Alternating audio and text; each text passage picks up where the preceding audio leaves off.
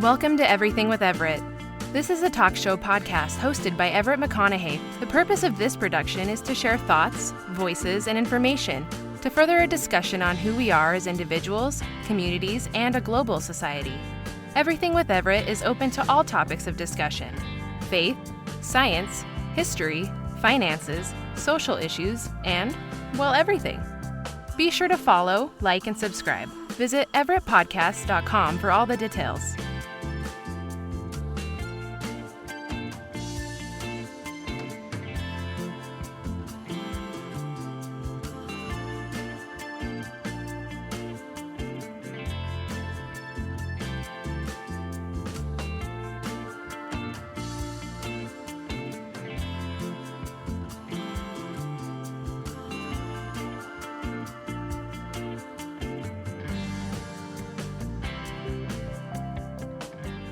Well, hello there.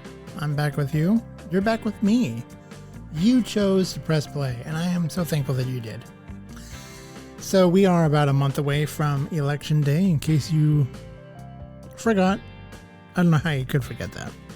I mean, I've been talking about it a lot, so. Have you ever thought about the Electoral College? Like, how it works? And why we don't use the popular vote, but we kind of do use the popular. It's a really intrinsic topic. And so I decided to, dedicate this episode, since we have Election Day coming up in a month. Get out and vote, people. To explaining the Electoral College. So, the Electoral College is the system used in our country for presidential elections to formally select the president. Here's how it works and how it compares to a popular vote. Electors, each state gets a certain number of electors based on its representation in Congress. The senators plus the representatives, total number. In total, there are 538 electors, and a candidate needs at least 270 electoral votes to win the presidency. State results. In most states, except Maine and Nebraska, the candidate who wins the majority of the popular vote is in the state gets all of the state's electoral votes, a system known as winner takes all. Electors cast votes. Electors are pledged to vote for candidates who won their state popular vote, though in rare cases, they may vote differently as a faithless elector. Certification. Congress counts and certifies the electoral votes, determining the official winner of the presidency. Comparison to a democratic or popular vote. The Electoral College emphasizes a state-by-state victory, meaning a candidate can lose the national popular vote but still win enough states to secure the necessary 270 electoral votes. Small states have a slightly disproportionate influence because each state is guaranteed at least 3 electoral votes. Popular vote. If the U.S. used a direct popular vote, the candidate who receives the most votes nationwide would automatically win, reflecting a one-person, one-vote system without state-level distinctions. Let's take a look at presidents who won the popular vote but lost the Electoral College. Andrew Jackson in 1824 lost to John Quincy Adams due to a decision by the House of Representatives after no candidate won the electoral majority. In 1876, Samuel Tilden lost to Rutherford B. Hayes. In 1888, Grover Cleveland lost to Benjamin Harrison. 2000, Al Gore lost to George W. Bush. I'm sure you all probably remember back when we had those paper ballots and the little poker things, the hanging Chad down in Florida, and the conspiracy of, was it a vote? Was it a mistake? Do we count it? Do we not? Do we push the paper back into the hole? Do we view it as an opening? Yes. And then most recently, Hillary Clinton in 2016 lost the Electoral College, but won the popular vote, lost the Electoral College to Donald Trump. Again, saying all that in reverse, but maybe in a way that will better align in your mind. Presidents who won the Electoral College, but lost the popular vote. John Quincy Adams, 1824, technically didn't have a majority in either and won via the House of Representatives.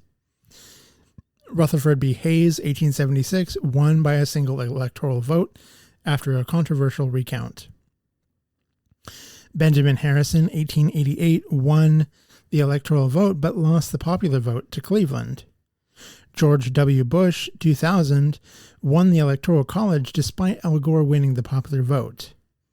And 2016, Donald Trump lost the popular vote to Hillary Clinton but won the Electoral College. Now, let's think about that for a second. What if history had been decided by the popular vote? If elections were decided by the popular vote, 1824 Andrew Jackson, not Quincy Adams, would have been president, potentially shifting the political direction of that era toward populism earlier. In 1876, Samuel Tilden would have been president, possibly avoiding the Compromise of 1877 and altering Reconstruction policies. 1888, Grover Cleveland would have had consecutive terms, which would have affected late 19th century economic and tariff policies. In 2000, Al Gore would have been president instead of George W. Bush, potentially changing U.S. responses to 9/11 and the Iraq War.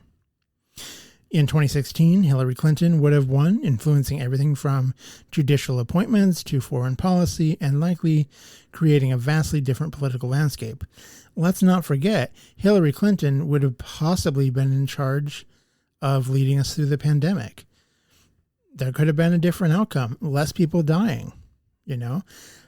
It's hard to know what could come in the next 4 years, but it's really incredible to consider how differently things could be with a different person or the other person in office.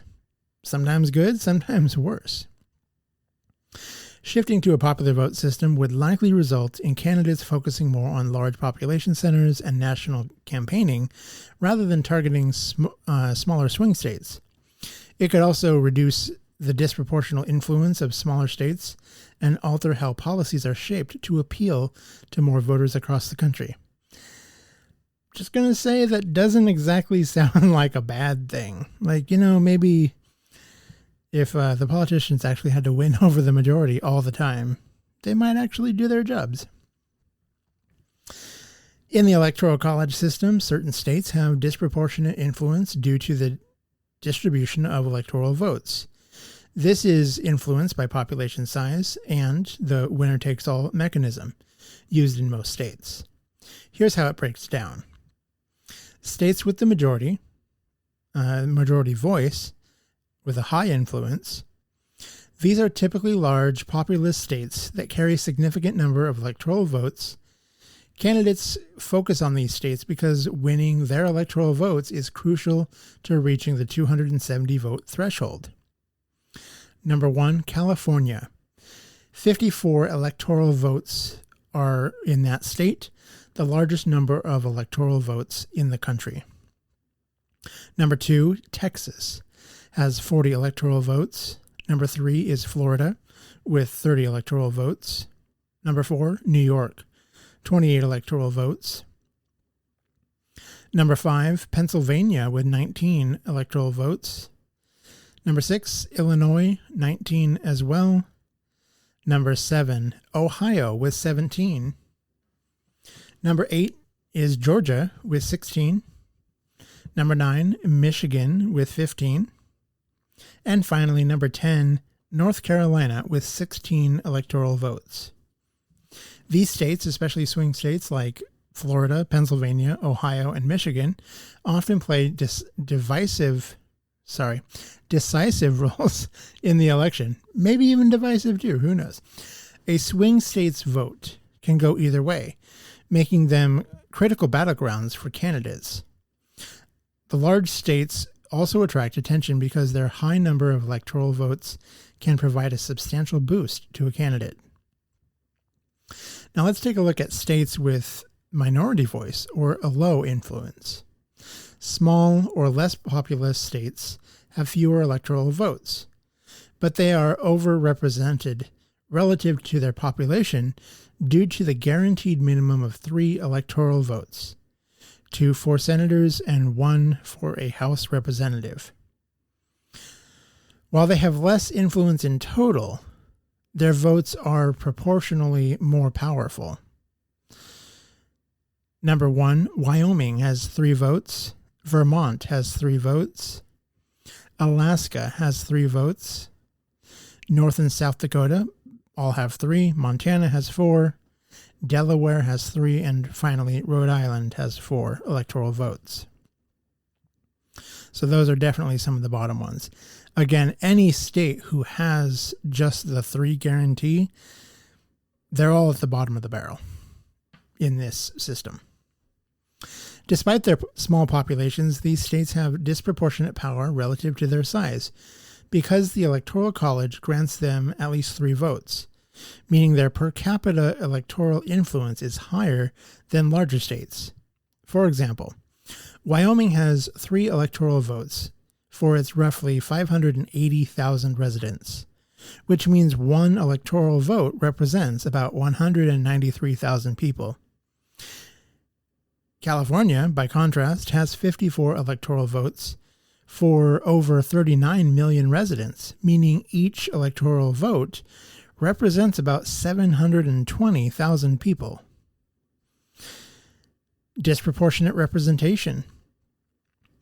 Small states have an advantage because the Electoral College grants them at least 3 votes, even if their populations are tiny. Large states have a greater total of votes, but their population per electoral vote is much higher, diluting the power of an individual vote in these states. Swing states, like Florida, Pennsylvania, Michigan, and Ohio, combine a significant number of electoral votes with unpredictability, making them key battlegrounds in most presidential elections. The effect on the campaigns. Candidates typically ignore small states that are consistently blue, example Vermont, or red, example Wyoming, since the outcome is predictable and the electoral votes are few. They also tend to neglect large states that consistently vote one way, like California or Texas, though this has been shifting. As the result is seen as a foregone conclusion. The focus is primarily on swing states, with larger populations, as these states make or break the election. This system creates an imbalance where voters in small states have proportionally more influence, but voters in swing states have the most political power, since they often determine the outcome of the election. Now let's look at when this whole electoral college system came into existence. The United States began using the electoral college system in its very first presidential election in 1789, with the election of George Washington. This system was outlined in the U.S. Constitution, Article 2, Section 1, which established the process of electing the president and vice president. Why was the Electoral College created? The Founding Fathers designed the Electoral College as a compromise between 2 main ideas on how the president should be chosen. 1, election by Congress. Some felt that Congress should choose the president, ensuring that an educated, informed body would make the decision. Number 2, direct popular vote. Others believed that the people themselves should directly elect the president, favoring a more democratic approach. However, there were concerns about both systems. Fear of tyranny of a majority. A direct popular vote was seen as potentially dangerous because, in a large, diverse country, highly populated areas could dominate the election, ignoring the needs and voices of smaller rural states. Lack of information. In the 18th century, communication and travel were slow, and many Americans lived far from urban centers. The founders worried that voters wouldn't be able to make informed decisions about national candidates, especially in regions far removed from political hubs. The Electoral College was seen as a gold standard. It was a compromise because it balanced. State representation. By giving each state a number of electoral votes proportional to its representation in Congress, again, senators and representatives, it ensured smaller states would still have a voice. Protection from mob rule. Electors who were originally expected to be more informed and impartial could act as a safeguard against a poorly chosen or demagogic candidate. Why not use a popular vote? The founders avoided using a pure popular vote for several reasons. State sovereignty was number one. The U.S. founded as a federation of states, each with its own government. The Electoral College allowed states to retain more power in selecting their president, reinforcing the federalist nature of the country. Geography representation, number two. They wanted to ensure less populated states wouldn't be overpowering the highly populated states or regions. The Electoral College gives small states a minimum of 3 electoral votes, regardless of population. And number 3, regionalism. The founders feared that in a direct popular vote system, candidates would only campaign in densely populated areas, like large cities, and ignore rural areas and smaller states. They're already doing that today. And we didn't go with the popular vote. So, wake up, folks. Why the Electoral College was the gold standard in 1789.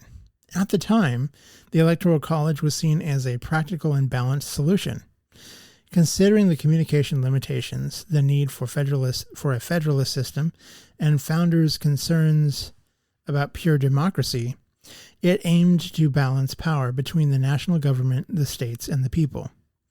Over time, however, critics have emerged as modern communication, transportation, and information flow have improved, leading to questions about whether the Electoral College still serves the best interests of a modern democracy.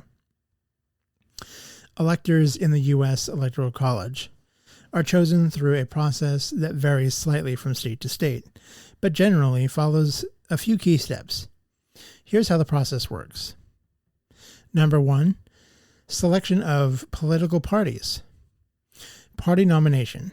In each state, political parties, typically the Democrat and Republican parties, though other parties can participate, select a slate of potential electors before the general election.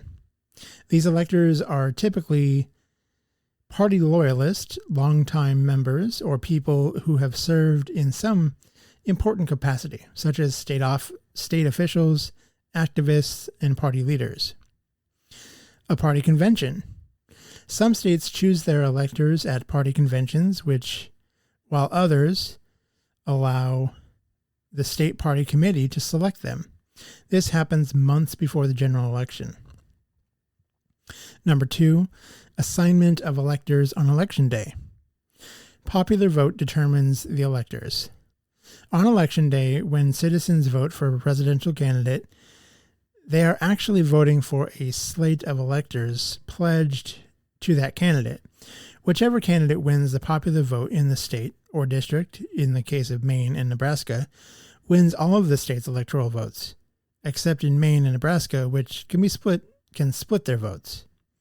For example, if a Democratic candidate wins the popular vote in California, the Democratic Party's slate of electors is chosen for the Electoral College.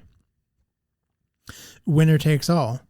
In 48 of the 50 states, the winner takes all system applies, meaning the candidate who wins the popular vote in that state gets all the electoral votes. In Maine and Nebraska, however, electoral votes can be split by district. Number 3, pledging electors. Pledging to the candidate. Electors are usually pledged to vote for the candidate who won their state's popular vote.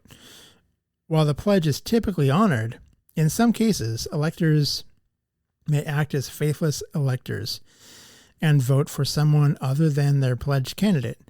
Though this is rare, and many states now have laws punishing or replacing faithless electors. Casting electoral votes. Number 4. Electoral vote meeting.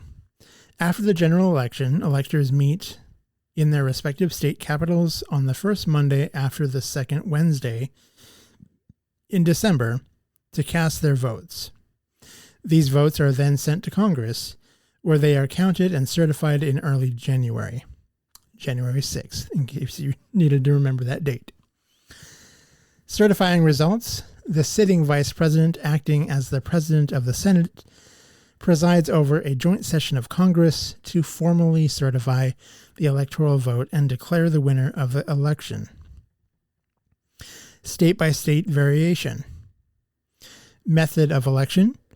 The actual method of choosing electors can vary slightly. In some states, electors are chosen at party conventions, while in others, state party committees select them. Legal framework. State laws govern how electors are selected and how they must vote, with some states having laws that punish or remove faithless electors who do not vote for their pledged candidate. Qualifications for electors. No federal officials. According to the U.S. Constitution, electors cannot be members of Congress or hold a federal office. This is outlined in Article 2, Section 1, Clause 2. State loyalty.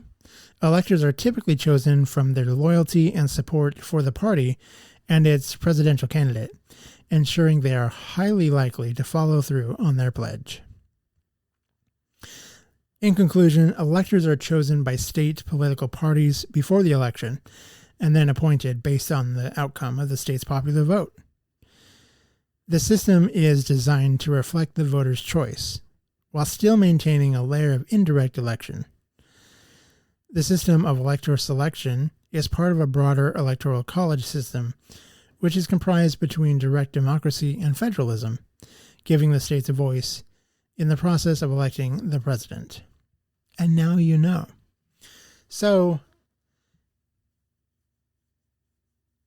that is definitely what is meant by a representative democracy that we have.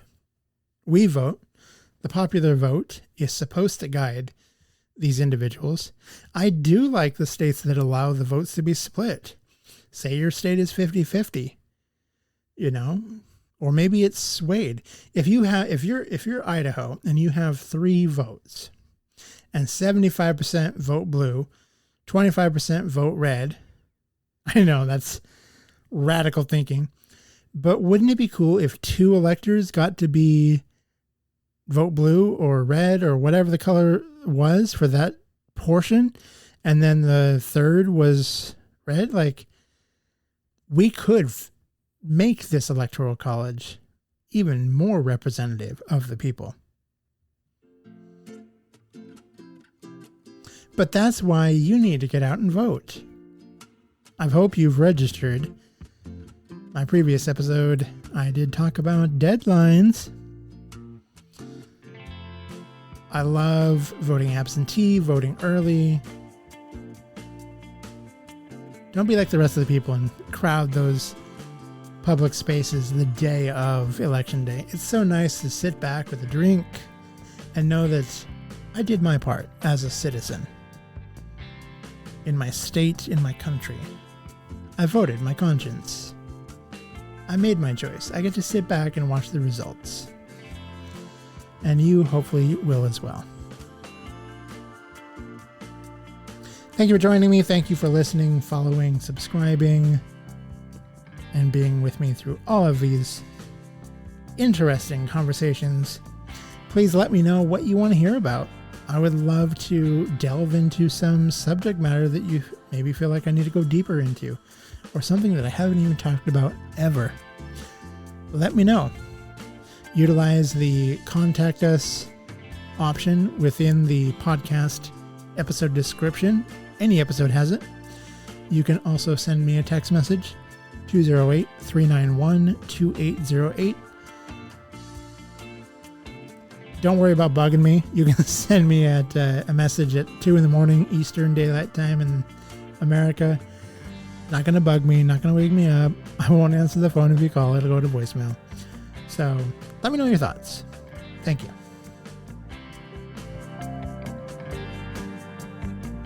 Thank you for listening to Everything with Everett. Connect with Everett and other listeners on Facebook and Twitter at Everett Podcast. Everett would love to hear from you. Share your thoughts by emailing mystory@everettpodcast.com. You can also leave a voicemail or send a text message to 208-391-2808. Choose to listen, speak with kindness, and have a great day.